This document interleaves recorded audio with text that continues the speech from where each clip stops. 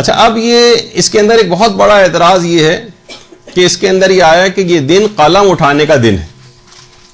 قلم اٹھانے کے معنی یہ ہیں، یعنی یہ لیے جاتے ہیں، ترجمہ یہ کیا جاتا ہے کہ اس دن شیعوں کا کوئی گناہ لکھا نہیں جاتا.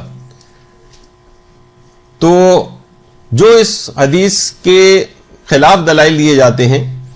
وہ یہ کہتے ہیں کہ یہ کیسے ممکن ہے، کیونکہ یہ نظریہ تو حقیقتاً اسلام کے خلاف ہے، قرآن کے خلاف ہے، اس سے متصادم ہے، اور ائمہ کبھی بھی کسی بھی ارتکاب گناہ کی اجازت نہیں دے سکتے. تو یہ کیسے ممکن ہے کہ اس دن 9 ربیع الاول کے روز قلم روک لیے جائیں، قلم اٹھا لیے جائیں اور کوئی بھی گناہ نہ لکھا جائے اور انسان کو بالکل آزاد چھوڑ دیا جائے کہ جو چاہے گناہ کرے. اس طور پر یہ پیش کیا جاتا ہے کیونکہ قرآن کے بھی خلاف نظریہ ہے، اسلام کے خلاف ہے، لہٰذا یہ بات قابل قبول نہیں. تو سب سے پہلی بات تو دیکھیے یہ ہے کہ ارتکاب گناہ کی چھٹی تو کوئی بھی نہیں دے سکتا. اور خود آج تک آپ لوگ بھی جو عید مناتے رہے چند ایک سازشی افراد کو چھوڑ کر، کیونکہ ایک صاحب ایسے ذاکر ہیں جو یہیں کراچی کے ہیں اور باقاعدہ وہ چند سال پہلے تک یہ بات کہتے تھے 9 ربیع الاول کے جو پروگراموں میں کہ آج کے دن جو چاہے گناہ کر لو، میں ذمہ دار ہوں، میرے کندھے کے اوپر ہیں سارے گناہ. چند ایک ایسے ظاہر ایک آدھ افراد کے کہنے سے یہ پوری قوم کے اوپر منطبق نہیں کیا جا سکتا کہ ہم کیونکہ وہ صاحب اس قسم کی بات کہہ رہے ہیں. کسی بھی شیعہ کے دماغ میں، حتیٰ کہ جو اس دن کوئی گناہ کرتا بھی ہے بالفرض، وہ کبھی یہ سوچ کے نہیں کرتا کیونکہ حدیث میں امام نے کہا ہے کہ آج گناہ نہیں لکھے جاتے، میں اس وجہ سے جان بوجھ کر اس دن گناہ کر رہا ہوں. تو کسی چند ایک افراد کے علاوہ جو کہ اس کے اندر فسق و فجور والے کا مظاہرہ کرتے ہیں یا کچھ حرام کاموں کا ارتکاب کرتے ہیں، ہم ان کو روکیں گے اس بات سے، لیکن اس کی وجہ سے اس بات کو بیس نہیں بنایا جائے گا کہ اس عید کو نہ منایا جائے. کتنی دیکھیے عید، جب آپ کی عید الفطر آتی ہے، رمضان کا کتنا زیادہ تقوی اور پریکٹس آپ کو کرائی جاتی ہے 30 کے 30 دنوں میں. تو آپ یہ نہیں کہتے کہ نہیں بھائی کیونکہ اس دن کے اندر خرافات بہت ہو رہے ہیں، اور خود آپ عید کا دن دیکھیں واقعی کہ ایسا لگتا ہے کہ شیطان آج ہی رہا ہوا ہے. بہت سی خواتین کس طرح سے نامحرم چوڑیاں پہننے جاتی ہیں اور شام اور رات سے ہی ٹی وی پہ موسیقی اور گانوں کے پروگرام اور فلمیں وہ شروع ہو جاتی ہیں، اور اگلے دن بھی کیسا فسق و فجور کا عید کا لوگوں کو گزرتا ہے. لیکن آپ اس وجہ سے یہ نہیں کہتے کہ عید کی مخالفت شروع کر دیں کہ آج کا دن روز عید نہیں ہے، اس کو نہیں منایا جائے کیونکہ اس دن فسق و فجور اور خرافات بہت زیادہ ہونے لگے. خرافات کو ہم روکیں گے لیکن عید کے دن کو ویسے ہی منائیں گے. تو یہی والا اصول یہاں پہ بھی چلے گا کہ ہم اس دن کو خوشی کے طور پر منائیں گے، کیونکہ اس کی جو 4 وجوہات جو ابھی آگے سے، ابھی تو ایک وجہ صرف بیان ہوئی ہے، لیکن جو 4 وجوہات ہیں اس کی، اس کے تحت ہم اس کو خوشی کے دن کے طور پر مناتے ہیں. تو وہ افراد کے کوئی بھی شخص یہ نہیں کہتا کہ ہم اس وجہ سے گناہ کر رہے ہیں آج کیونکہ روایت کے اندر ہمیں جو اس کی جو ہے وہ چھوٹ مل گئی ہے اور ہم آج جو چاہیں گناہ کریں، کچھ نہیں لکھا جائے گا. تو گناہ کرنے والے بھی اس روایت کو کوئی بیس نہیں بناتے، نہ ان کو یہ چیز پتہ ہے. علماء کے حلقوں میں یقیناً روایتوں کے اوپر بحث بھی ہوتی ہے اور وہاں پر تو بہرحال یہ والا اس جملے سے یہ نتیجہ نکالنا کہ آج کا دن جو ہے وہ اس میں کوئی گناہ نہیں لکھا جاتا، جو چاہے گناہ کرے، اس کے یہ معنی نکالنا کہ اس میں تشویق اور ترغیب دلائی گئی ہے گناہ کی، تو یہ بات صریحاً غلط ہے. اور خود آیت اللہ ناصر مکارم شیرازی جو کہ واقعتاً اس احمد ابن اسحاق کی روایت کو علمی طور پر نہیں مانتے، وہ بھی یہ بات کہتے ہیں کہ ٹھیک ہے اس روایت کا اعتبار نہیں ہے اور یہ محسوس ہوتا ہے کہ یہ خلاف کتاب خدا ہے، کیونکہ ائمہ معصومین کبھی بھی کسی ارتکاب گناہ کی اجازت نہیں دے سکتے، نہ اس دن نہ اس دن کے علاوہ کسی دن، لیکن برفرض اعتبار، یعنی اگر ہم سمجھیں بھی اس بات کو کہ یہ روایت صحیح اور معتبر ہے، تب بھی اس حدیث کے معنی یہ بنیں گے کہ اگر اس دن کسی سے کوئی لغزش سرزد ہو جائے، یعنی جانے بوجھے سرکشی کیے بغیر اس نے اس سے کوئی گناہ ہو جائے، تو اس دن کی شرف اور عظمت کی وجہ سے پروردگار اس کے گناہ کو معاف کر دے گا، اور یہ اس کے معنی بنیں گے، نہ کہ وہ عمدن اس گناہ سے آلودہ ہو. تو یہ تو دیکھیے خود آیت اللہ ناصر مکارم شیرازی نے بھی اس کا امکان ظاہر کیا کہ اگر یہ روایت معتبر بھی ہو تب بھی اس کی یہ معنی ہرگز نہیں کیے جائیں گے کہ اس دن کھلی چھٹی جو ہے وہ لوگوں کو دی جا رہی. تو دیکھیے بہت سارے گناہ ایسے ہوتے ہیں کہ مثلا نہ چاہتے ہوئے بھی آپ سے ہو جاتے ہیں، نہ چاہتے ہوئے بھی. مثلا تاریخ خمس آ گئی، آپ ذرا غافل ہو گئیں، آپ نے نہیں نکالا، 2-4 روز آگے پیچھے ہو گئے جبکہ اسی دن خمس نکالنا چاہیے تھا. کتنی چیزیں ایسی ہیں کہ مثلا آپ کو فجر کی نماز کے لیے اٹھنے کا اہتمام کرنا چاہیے تھا، اور آپ نے اہتمام نہیں کیا اور آپ سوتی رہ گئیں، آپ سے گناہ ہو گیا، آپ کو اہتمام کر کے سونا چاہیے تھا۔ کتنی ایسی چیزیں کہ جہاں آپ کو امر بالمعروف و نہی عن المنکر کرنا چاہیے تھا، لیکن آپ مختلف وجوہات سے خاموش رہ جاتی ہیں، عذرائے سرکشی، ظلم، اور اس کے طور پر آپ نہیں کر رہی کہ نہیں آپ میں ہر صورت میں پروردگار کے قانون کی مخالفت کروں گی، ایسا نہیں ہوتا، لیکن وہ گناہ پھر بھی آپ سے ہو جاتے ہیں۔ تو وہ اس دن کے عظمت کی وجہ سے پروردگار اگر یہ والی نیت نہ ہو اور سہون غفلتاً جو ہے آپ سے گناہ ہو جائے، اس دن خدا اس گناہ کو نہیں لکھے گا، نہ کہ عمدن آپ کوئی گناہ کریں، یہ ہرگز بھی اس کے معنی نہیں۔ تو دیکھیے یہ وجہ ہے کہ اصول کافی کے اندر باقاعدہ چھٹے امام جعفر صادق علیہ الصلوۃ والسلام سے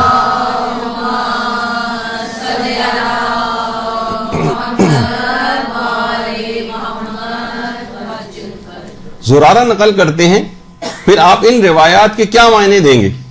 جس کے اندر اسی قسم کی بات کی گئی ہے کہ اگر کوئی شخص کوئی گناہ کرے تو 7 گھنٹے تک کی اس کو مہلت دی جاتی ہے اور اس کے گناہ کو نہیں لکھا جاتا۔ 7 گھنٹے کی مہلت دی جاتی ہے اس کو، کہ شاید اس دوران یہ بندہ مومن توبہ کی طرف مائل ہو جائے اور یہ توبہ کر لے، تو پروردگار فرشتوں کے بھی کچھ روایات میں ہے کہ فرشتوں کے علم میں بھی نہیں آتا، کیونکہ جب وہ فرشتے لکھیں گے یعنی ان کو مہلت دی جاتی، فرشتوں کے علم میں بھی نہ آئے تاکہ مقام مومن کم نہ ہو جائے۔ تو اگر کوئی شخص گناہ کرے تو 7 گھنٹے کی مہلت دی جاتی ہے اور اس کے گناہ کو نہیں لکھا جاتا۔ تو یہاں کیا یہ تشویق اور ترغیب دلائی جا رہی کہ خوب انسان گناہ کرے، اور یہاں پر گناہ کا نہ لکھا جانا کیا کوئی ترغیب دی جا رہی ہے اس حدیث کے اندر کہ انسان گناہ کرے؟ نہیں، 7 گھنٹے کی مہلت ہے تاکہ وہ توبہ کر لے۔ اس وقت گناہ نہ لکھا جانا، جیسے یہاں گناہ کا نہ لکھا جانا تشویق کا سبب نہیں بن رہا ہے گناہ کی، بلکہ اور زیادہ انسان متوجہ ہوتا ہے کہ اتنا کریم پروردگار ہے اور وہ اپنے آپ کو گناہوں سے بچائے۔ تو قلم کا اٹھا لیا جانا اور نہ لکھا جانا اس کی بات کی دلیل نہیں ہے، جیسے کہ اس روایت سے بھی ظاہر ہوا کہ یہاں پہ بھی نہیں لکھا جا رہا، لیکن اس سے کسی کو کوئی تشویق و ترغیب گناہ کی نہیں ہوتی۔ اسی طرح سے باقاعدہ یہ بھی روایت کے اندر ہے، یہ بھی چھٹے امامی سے روایت ہے کہ اگر کوئی بندہ گناہ کرے تو رات تک اس کا گناہ نہیں لکھا جاتا، دن میں گناہ کیا رات تک نہیں لکھا جاتا، تاکہ ہو سکتا ہے کہ اس دوران وہ توبہ وغیرہ کر لے۔ کتنی روایتیں ایسی 7 گھنٹے تک کی اس کو مہلت دی جاتی ہے، اور اس 7 گھنٹے کی مہلت میں یا دن میں گناہ کرے تو رات تک کی مہلت دی جاتی ہے، اور بہت سی روایت میں یہ بھی آیا کہ اگر 3 دفعہ اس کے ساتھ استغفر اللہ الذی لا الہ الا هو الحی القیوم بھی کہہ دے تب کوئی گناہ نہیں لکھا جاتا، یعنی اس شرط کے ساتھ بھی وہ آئی ہے چیز۔ تو اللہم صلی علی محمد وعلی محمد۔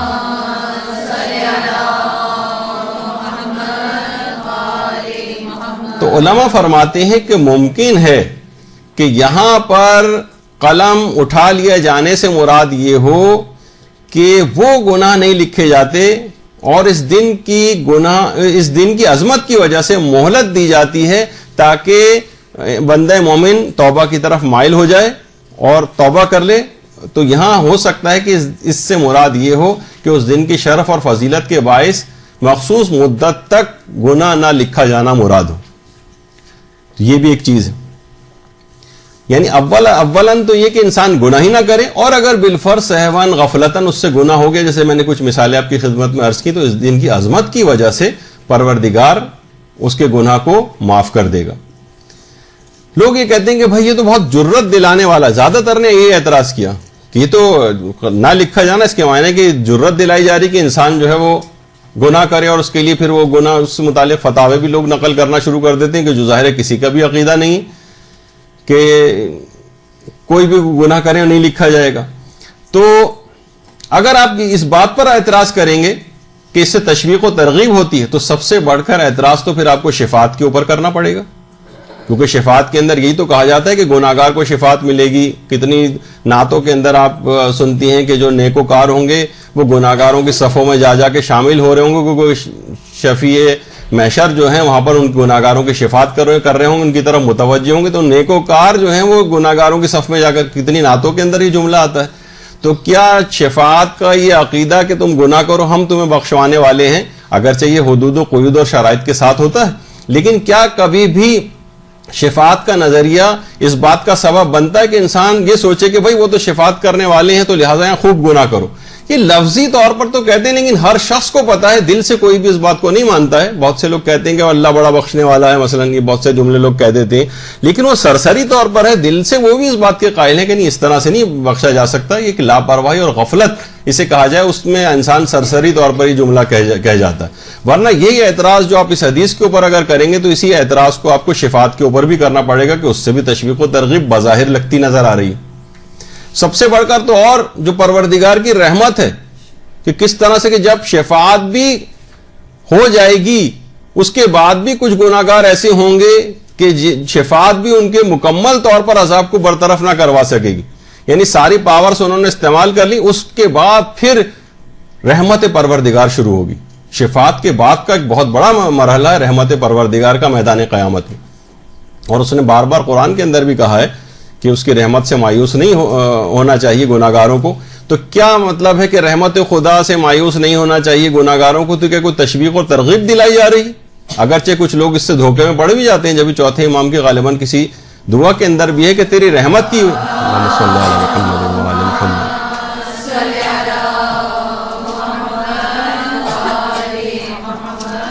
کہ تیری فرت رحمت کی وجہ سے لوگ گناہوں کا ارتکاب کرنے لگتے ہیں. تو بہت سے لوگوں کے اندر یہ چیز آتی ہے، لیکن عام طور پر ایسا نہیں ہے کہ لوگ اس وجہ سے کہ رحمت خدا بہت وسیع لہذا خوب گناہ کرو، شفاعت امام کروا دیں گے لہذا خوب گناہ کرو. یہ نہیں لکھا جاتا اور نہ یہ سمجھا جاتا ہے، اور گناہگار بھی گناہ کرتے وقت یہ دل سے اس بات کا بہرحال قائل نہیں ہوتا ہے. تو اور آپ نے کبھی بھی آج تک آپ نے دیکھا ہے کہ عید کے دن صدر مملکت کسی بھی جگہ کے وہ خاص طور پر اسلامی ملکوں میں وہ قیدیوں کی سزاؤں کو معافی کا اعلان کرتے ہیں. تو کیا کبھی کوئی اس وجہ سے کسی کو تشویق جرم ہوئی ہے کہ بھائی میں ایسا کرتا ہوں کچھ جرم کا ارتکاب کر لیتا ہوں کیونکہ جب صدر مملکت عید کے دن سزا جو ہے وہ معاف کریں گے تو ہو سکتا ہے اس میں میرا بھی نام ہو. تو کبھی اس سے فائدہ اٹھا کر کبھی بھی کوئی شخص کسی جرم کا ارتکاب نہیں کرتا.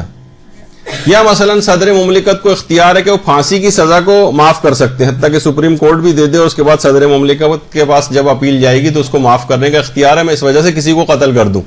کبھی کسی شخص کو اس بات کی تشویق و ترغیب نہیں ہوئی. مثلا خود ہمارے شعبہ طب کے اندر نفسیات وغیرہ جو پڑھائی جاتی ہے سائیکیٹری، اس میں جب باقاعدہ ہسٹری لی جاتی ہے پیشنٹ سے تو اس کی ہسٹری میں ایک پوائنٹ ہوتا ہے کہ آپ کا خودکشی کرنے کو دل چاہتا ہے. تو اکثر لوگ دماغ میں ان کے اعتراض آتا ہے کہ ابھی تک مریض کے دماغ میں اگر نہیں آیا تھا خیال تو ابھی سن کر سوال کے خودکشی کا خیال آنے لگے گا اس کو. تو انہوں نے کہا کہ ہم نے اعداد و شمار جمع کی، آج تک اس سوال کے پوچھنے کی وجہ سے آج تک کسی مریض نے کبھی کوئی خودکشی اٹیمپٹ نہیں کی. تو مقصد کہنے کا یہ ہے کہ صرف ان پریویلیجز اور وہ جو اختیار ہے یا صدر کو معاف کرنے کا یا ائمہ کے پاس شفاعت کے ذریعے گناہوں کو معاف کروانے کا یا رحمت خدا کے ذریعے گناہوں کو معافی کا، اس سے کسی کو تشویق و ترغیب نہیں ہوتی. تو پھر یہاں پر گناہ کچھ مدت کے لیے نہ لکھے جانا یا اس دن کی عظمت و شرف کی وجہ سے سہون جو گناہ ہو جاتے ہیں اس کو معاف ہو جانا، یہ کیسے اس بات کا تقاضا مقتضی ہوگا کہ جو ہے اس کو ہم کہہ دیں کہ یہ حدیث جھوٹی ہے اور اس کے یہی معنی اور مفہوم ہے کہ جو ہم بیان کر رہے ہیں. یہ صحیح نظریہ نہیں ہے. اس میں علماء نے کتنی ساری آپ کے سامنے حدیثوں کی بھی باتیں آئیں کہ پھر یہی اعتراض ان کے اوپر بھی وارد ہوگا، جو آپ ان کا جواب دیں گے وہ اس کا جواب ہوگا.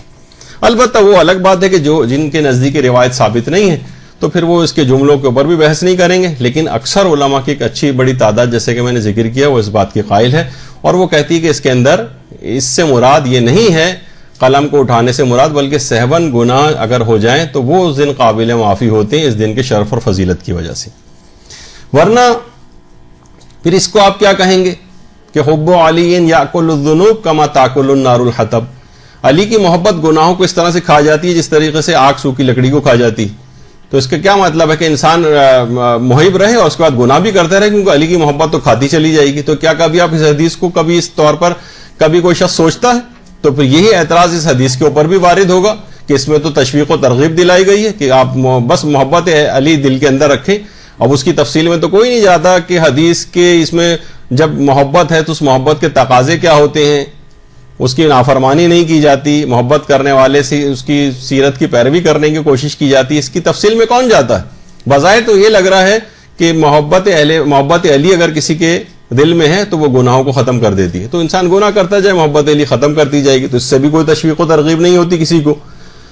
اگر اس پہ کوئی اعتراض وارد کرنے لگے اسی انداز کا، تو پھر اس حدیث کے اوپر بھی اس کو یہی والا اعتراض کرنا پڑے گا. اسی طرح سے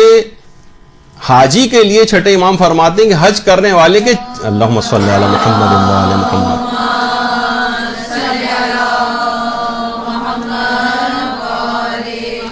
کہ حج کرنے والے کے 4 ماہ تک گناہ نہیں لکھے جاتے، بلکہ اگر وہ کبیرہ گناہ نہ کرے تو اس مدت میں اس کے لیے صرف نیکیاں ہی نیکیاں لکھی جاتی. تو نہیں لکھے جاتے سے مراد یہ کہ حاجی اس دوران خود جان بوجھ کر جتنے چاہے گناہ کرتا رہے نہیں لکھے جائیں گے، نہیں، یہ معنی نہیں ہے. حاجی سے بھی واپس آ کر بہت سارے گناہوں کے اندر کچھ گناہ عادتاً ہوتے ہیں، کچھ سہون ہو جاتے ہیں، کچھ غفلت کے اندر ہو جاتے ہیں، کچھ مسئلہ نہ جاننے کی وجہ سے ہو جاتے ہیں، کچھ کم علمی اور لا علمی کی وجہ سے ہو جاتے ہیں. تو اس دوران وہ نہیں لکھے جائیں گے، اور اس کو ایک شرف اور فضیلت رہے گی کہ تم سے اگر اس طرح سہون کچھ ہو جائے. لیکن اگر کوئی شخص دماغ میں لیا ہے کیونکہ حاجی کے گناہ نہیں لکھے جاتے لہٰذا ان 4 مہینے میں مجھے کھلی چھوٹ مل گئی ہے اور میں گناہ کرتا جاؤں، تو یہ اس حدیث کے معنی نہیں ہوں گے. ورنہ اگر وہ اس اعتراض آپ اس حدیث کے اوپر کریں گے کہ گناہ نہیں لکھے جاتے اس وجہ سے اس کو نہیں مانا جا سکتا ہے، خلاف قرآن ہے، تو ان تمام حدیثیں جو آپ کے سامنے ابھی پیش ہوں ان سب کا بھی آپ کو انکار کرنا پڑے گا. تو بہرحال یقیناً اس قسم کا کوئی بھی مفہوم نہ تو کسی نے اس طرح سے کوئی لیا ہے اور نہ سمجھا. یہی وجہ ہے کہ ملا محسن کے فیض کاشانی نے باقاعدہ اس حدیث کی کہ حاجی گناہ نہیں لکھے جاتے اس کی کافی تفصیل اور بحث کے اندر بھی گئے ہیں، لیکن اب اتنا وقت نہیں ہوگا کہ ہم اس کو بیان کریں. پھر ایک اعتراض یہ ہے کہ اس روایت میں اس عید کے متضاد نام آئے ہیں. کہیں آیا کہ اس دن کوئی گناہ نہیں لکھا جائے گا، لوگ اعتراض کرتے ہیں، اور کہیں یہ آیا اسی کے اندر جو نام ابھی آپ نے نام سنے اس کے اندر یہ بھی آیا کہ یہ گناہان کبیرہ سے بچنے کا دن. وہ کہنے ایک طرف تو کہہ رہے ہیں گناہ نہیں لکھا جائے گا یعنی گناہ کرو، اور دوسری طرف یہ کہا جا رہا ہے گناہ کبیرہ سے بچنے کا دن ہے. کہیں یہ کہا جا رہا ہے کہ یہ امر بالمعروف اور نہی عن المنکر کرنے کا دن ہے. تو یہ تو تضاد ہے، اور اس کا تضاد ہی اس بات کا ثبوت ہے کہ حدیث صحیح نہیں. یہ ایک اعتراض کیا جاتا ہے اس میں. تو دیکھیے اول تو یہ تضاد نہیں، بلکہ یہ تو اس سے ثابت ہوتا ہے کہ وہاں گناہ نہ لکھے جانے سے مراد مہلت کا دیا جانا ہے. ورنہ یہ کیسے ممکن ہے کہ اس دن امر بالمعروف اور نہی عن المنکر کر کے انسان گناہوں کو رکواتا ہے نہ کہ تشویق دلواتا ہے. گناہان کبیرہ سے بچنے کا دن ہے، اس کا مطلب ہے کہ وہاں پر جو گناہ نہ لکھے جانے کی بات ہو رہی تھی کہ وہ جان بوجھ کر کیے جانے والے گناہوں کے متعلق بات نہیں تھی. تو یہ روایات کے ناموں سے یہ اس بات کا ثبوت ملتا ہے کہ یہ ٹکراؤ آپس میں نہیں ہے، بلکہ اس کے وہ معنی جو آپ نے سمجھے وہ معنی غلط ہے. ورنہ یہ امر بالمعروف کا دن بھی ہے، نہی عن المنکر کا دن ہے کہ لوگوں کو گناہوں سے روکیے، واعظ و نصیحت اور ارشاد کیجیے ان کو، گناہان کبیرہ سے خود بھی بچیں دوسروں کو بھی بچائیں، اور اگر پھر بھی کچھ ہو جاتے ہیں تو وہ پروردگار عالم اس دن کی فضیلت و شرف کی وجہ سے آپ کو معاف کر دے گا. تو آپ نے دیکھا کہ اس طرح سے اس کو پیش کیا گیا کہ یہ خلاف قرآن ہے، جبکہ اس قسم کی بات نہیں. یہ تو ایک وجہ تھی اب تک جو روایت احمد ابن اسحاق جس کے اندر ایک بڑے دشمن اہل بیت کے مارے جانے کے حوالے سے بھی بات تھی، تو اس پہ آپ نے اس کا تھوڑا سا تجزیہ دیکھا.